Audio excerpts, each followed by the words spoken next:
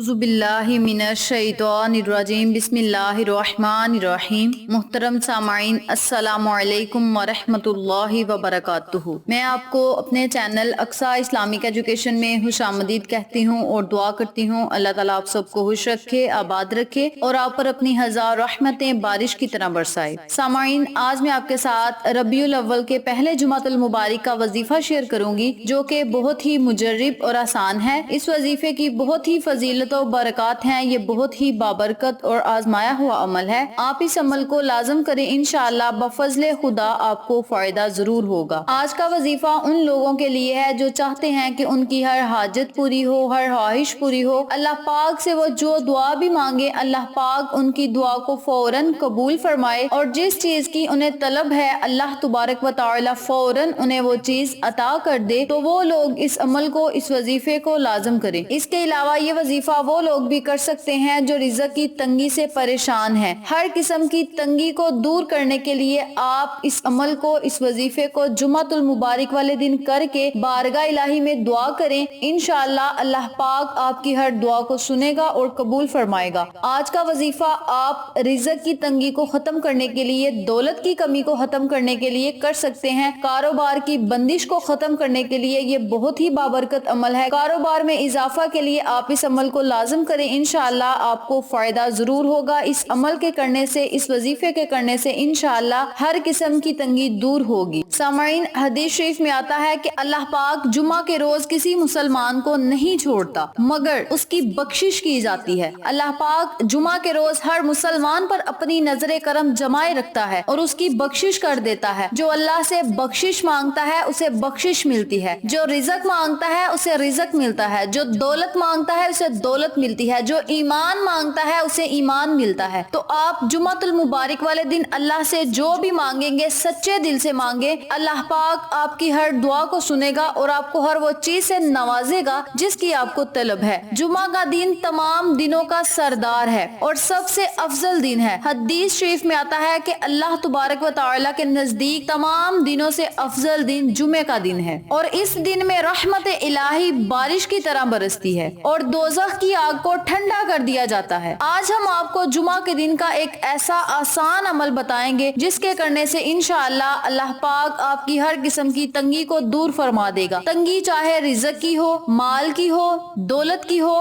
गर्ज कोई भी तंगी हो, हर किस्म की तंगी आपकी इस अमल के करने से खत्म हो जाएगी, दूर हो जाएगी। ये अमल आपने जुमा के दिन करना है। इस अमल की इजाजत आम है, इजाजत लेने की जरूरत नहीं। तो आपने इस अमल को, इस वजीफे को पूरी तवज्जो से करना है, पूरे यकीन से करना है। इंशाअल्लाह बफजले खुदा आपको फायदा जरूर होगा। तो चलें, आपका वक्त जाया किए बिना हम अपने मकसद की तरफ चलते हैं। वजीफा जिक्र करने से पहले मेरी आपसे गुजारिश है कि मेरी वीडियो को आखिर तक जरूर देखिएगा और जिन लोगों ने अभी तक मेरे चैनल अक्सा इस्लामिक एजुकेशन को सब्सक्राइब नहीं किया, वो नीचे मौजूद लाल रंग के बटन को दबा दें और साथ मौजूद घंटी के बटन को दबा दें ताकि मेरी हर नई आने वाली वीडियो की अपडेट आप तक आसानी पहुंच सके। जज़ाकल्लाह। वजीफा करने का तरीका अच्छी तरह सुन लें और समझ लें। आपने इस अमल को, इस वजीफे को जुमातुल मुबारक वाले दिन नमाज फजर से लेकर मगरिब की नमाज से पहले पहले तक इस अमल को करना है। पूरा दिन होगा जुम्मे का। आप जुमातुल मुबारक के पूरे दिन में किसी भी टाइम, किसी भी वक्त, किसी भी नमाज के बाद इस अमल को, इस वजीफे को कर सकते हैं। करना आपने ये है कि आपने 100 मरतबा इन कलमात का विर्द करना है, इन कुरानी अल्फाज का विर्द करना है जो अब मैं आपको बताने लगी हूँ। बिस्मिल्लाहिर्रहमानिर्रहीम। हस्बुनल्लाहु व निअमल वकील, हस्बुनल्लाहु व निअमल वकील। आपने इन कलमात को 100 मरतबा पढ़ना है। अव्वल और आखिर आपने 3-3 मरतबा या 11-11 मरतबा दरूद इब्राहिमी लाजम पढ़ना है। अगर आप किसी नमाज के बाद इस अमल को कर रहे हैं तो नमाज अदा करने के फौरन बाद आप उसी जगह बैठकर इस वजीफे को कर सकते हैं। अगर आप इस वजीफे को चलते फिरते करना चाहते हैं तब भी आप इस अमल को कर सकते हैं। 100 मरतबा आपने हस्बुनल्लाहु व निअमल वकील का विर्द करना है। जब आप 100 मरतबा इन कलमात को पढ़ लें तो फिर پھر آپ نے اللہ